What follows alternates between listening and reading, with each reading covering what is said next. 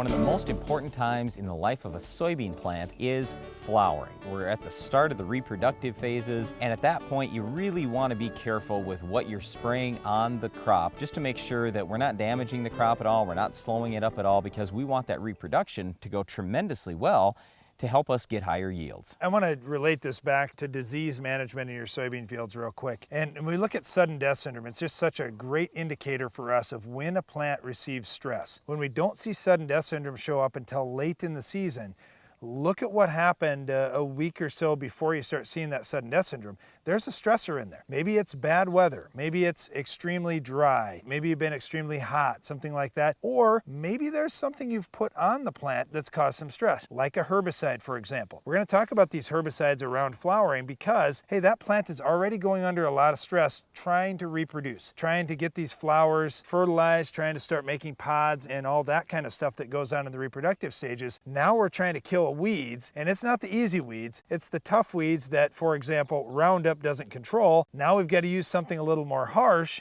trying to kill a pigweed or something else out there. We're putting some stress on that crop. Now, I'm not saying necessarily, hey, you're going to give up 5 bushels of yield because you put on this harsh herbicide. But what I am saying is we really have to be conscious of that we're putting on stress at a really awkward time for that soybean plant where we could potentially impact yield and impact how many of those flowers actually get fertilized and stay on the plant. We talk all the time about the importance of residual herbicides, pre-emerge residual herbicides in soybeans. This is one of the reasons why. So you don't have to go spraying later on in the season with something that's harsh that could potentially hurt the soybeans. And again, let me just say, with all the herbicides that are labeled on soybeans, they're labeled up to a certain time frame for a reason, okay? For the most part, they are relatively safe. So we don't want to get you in a big panic here or anything else. But nevertheless, if I had my choice, I'd like to spray absolutely no herbicide after the time those beans start to flower. Okay, that said, let's start talking about these products individually. I'm going to bring up FlexStar to begin with because that's the easiest one. That used to be not even labeled after flowering. Well, now it may be labeled after flowering. You can check your label for your state and everything. But the whole thing is we're looking at a 10-month rotational restriction to corn. Okay, so if soybeans in the area we farm in the northern part of the United States don't start flowering until sometime around July 1st, maybe a few days before that, but sometime around July 1st, what's 10 months later? Well, that's May 1st. Well, there aren't a lot of farmers I know that want to start planting corn after May 1st. Okay, so if you like to start planting April 15th, that means you have to have your FlexStar done by June 15th. And that's counting on good weather. Let's say that your weather does not cooperate for you and all of a sudden you just don't get much rain the later part of the summer and into the fall. Some of that FlexStar could still be hanging out there. Now, this is more of a problem as we move further north in the country and further west.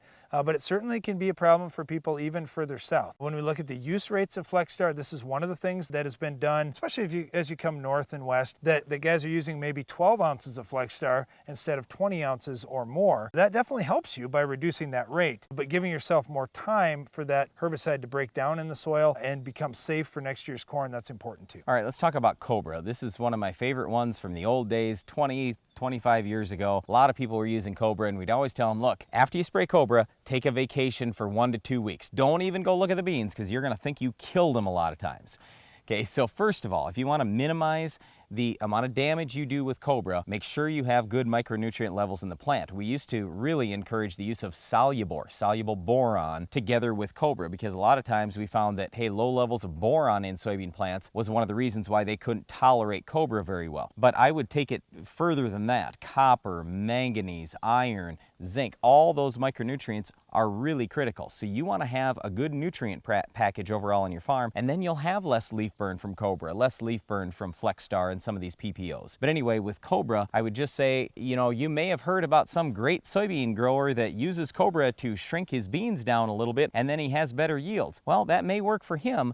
For us, it has not worked that way. It's actually hurt yield if you don't have rain after you spray the Cobra. So just make sure you're using all these products with a little bit of caution, and don't just take what somebody can do 3 states away as gospel for your own farm. Try it out a little bit yourself first. Our suggestion is if you want to spray Cobra, it'll probably be just fine if you spray before flowering. Not really much worry about yield loss, and you'll actually get a little bit of disease suppression. You'll have less white mold. You might have some of these other diseases. That's a proven fact. So when we think about the herbicides here, we're looking at ones that are targeting certain weeds. Lamb's quarters has been been a big problem across the country again this year. The product of choice has been Harass, or the old Harmony type products, or the old Pinnacle if you remember back into the 90s. The challenge with using Pinnacle or now Harass has always been, well man, it really shortens up the beans wherever I do that. So guys that spot spray notice this out in their field. If they're spraying patches of lamb's quarter and they spray Harass, yeah, those beans are going to be a little bit shorter, but you do knock out the lamb's quarter. So what's the trade-off there? Is it worth it? If I've got late emerging lamb's quarters and I really need to do something, there isn't a better product to use than this. So if you need to use it, you need to use it. But just be advised, you are going to shorten the beans when you use Harass. Yeah, but that doesn't necessarily mean you're going to hurt yield. Again, we'd like to do that before flowering, but worst case scenario, hey, if I get a whole bunch of weeds out there, we don't want to lose 5 bushels on yield from weeds and be worried about, oh, I shortened my beans, I burned my beans a little bit. Most of the time, that doesn't really hurt much in terms of yield, if any, especially if you have some rain afterwards. One other thing I wanted to mention here before we wrap this up is with some of the ALS herbicides. Let's take Pursuit, for example. We also always used to talk about the reduction of apical dominance. In other words, the top part of the plant is controlling that plant. Okay, but once you spray Pursuit on, many times you will not find that top part controlling it. You'll find that you'll have more branching out with the plant. It in effect changes the plant.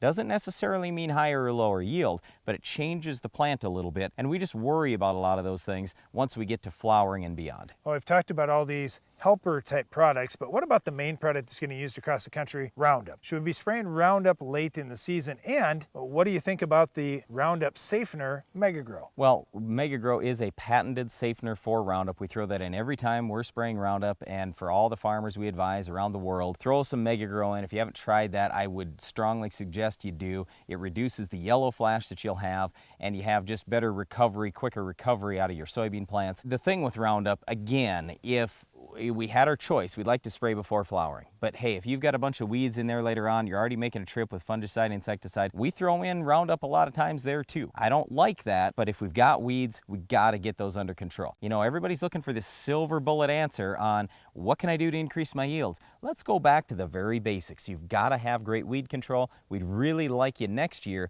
to look hard at a stronger pre-program if you have to go spraying multiple times post-emerge rather than just once. Well, one of the other things you're going to need to accomplish your goals is control of our Weed of the Week. We'll tell you how to stop it on your farm coming up later in the show.